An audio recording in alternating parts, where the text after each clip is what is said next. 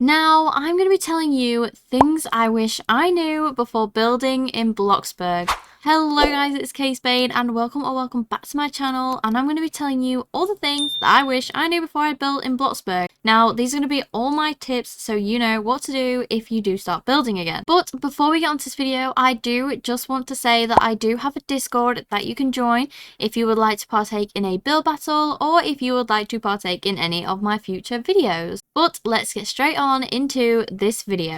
And my first one is to not build your house like a box. So as you can see, I'm going to show you what I mean right now. Don't do this because it looks ugly. So the best thing to do is look at inspo for layouts, or generally just add more shape to your builds.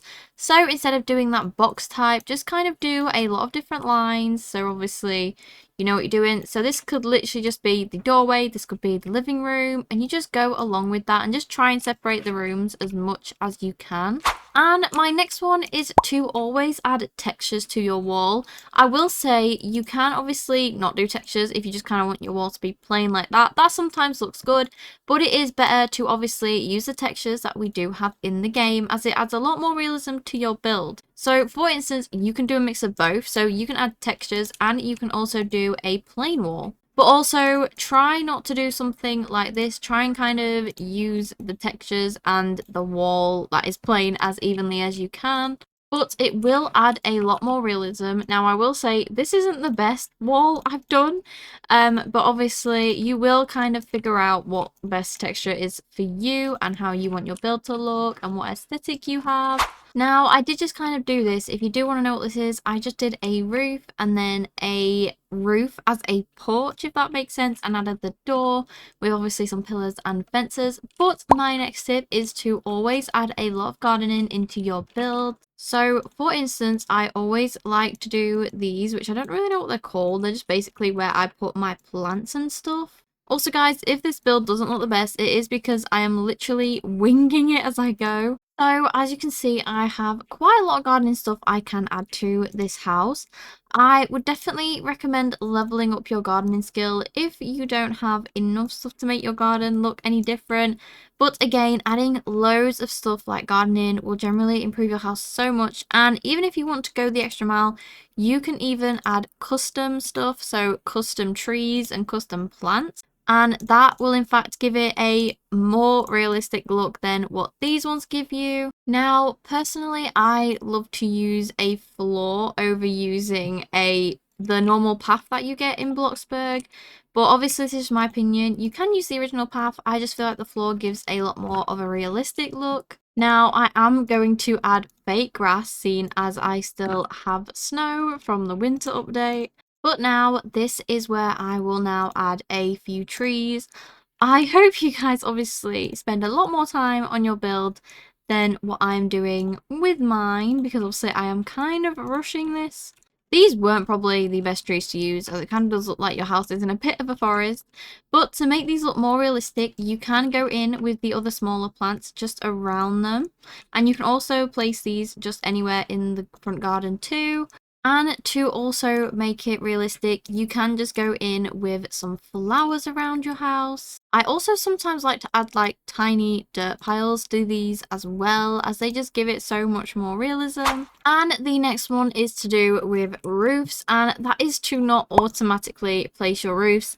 As you'll see, they'll do this weird cut off thing, and it is really better to do it manually, as you really have full control of where the roof goes. And I would recommend using a gable roof, as personally this one is my favourite. But I'm going to do how I normally do my roofs. You probably get the idea I'm trying to do. Now, what I also like to do is go over a roof. So it's like kind of overlapping it a bit. And that is kind of what I mean. And what I also like to do is do like a line this way. So then it creates this kind of a look. But I will just kind of... Oh no, what's going on? As I was saying, I then do desize it a bit, so it kind of creates this look, but I do feel like I want it to be a bit bigger. I'm not too sure. Okay, so I have obviously extended it out a bit more, and that is how the roof looks.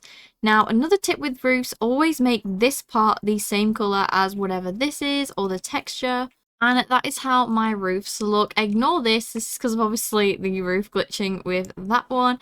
But that is how my roofs are looking. And my next one is, as you can see, my house is quite far from the road. I would always recommend never ever put your house very close to the road. So always leave probably about 6 lines from the road. Never put it around like 3 and then place your house right here, as it probably won't look right. It will look much better further back.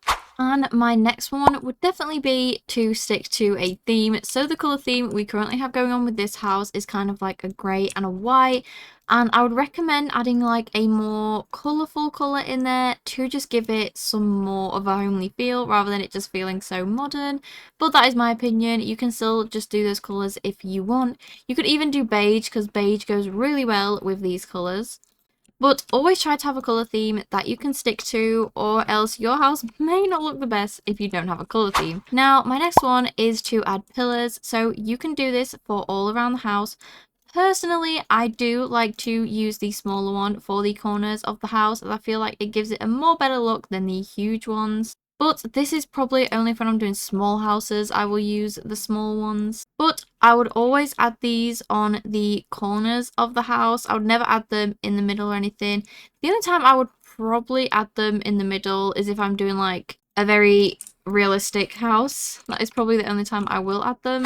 And my last and final tip is to use Pinterest for the exterior or the interior. If you do know what you're doing, your build will look so much better than just trying to freehand it and do it like that. So always type up what kind of living room you want or what kind of kitchen. And then for the exterior, just use actual real houses and try and copy them to the best of your advantage. This house right here was one that I didn't take off Pinterest actually. It was off a floor plan website, but it does show you what the house actually looks like, and I did kind of style it to my own preference. But honestly, I don't think I could probably build without inspo. If you can, then that is great for you. But trust me, having inspo is better than doing it free-handedly. Thank you guys so much for watching this video. If you guys did enjoy this video, then please consider subscribing. I would really appreciate it. And I've linked my TikTok, my Instagram, and my Discord on the description below. Thank you guys so much for watching, and goodbye!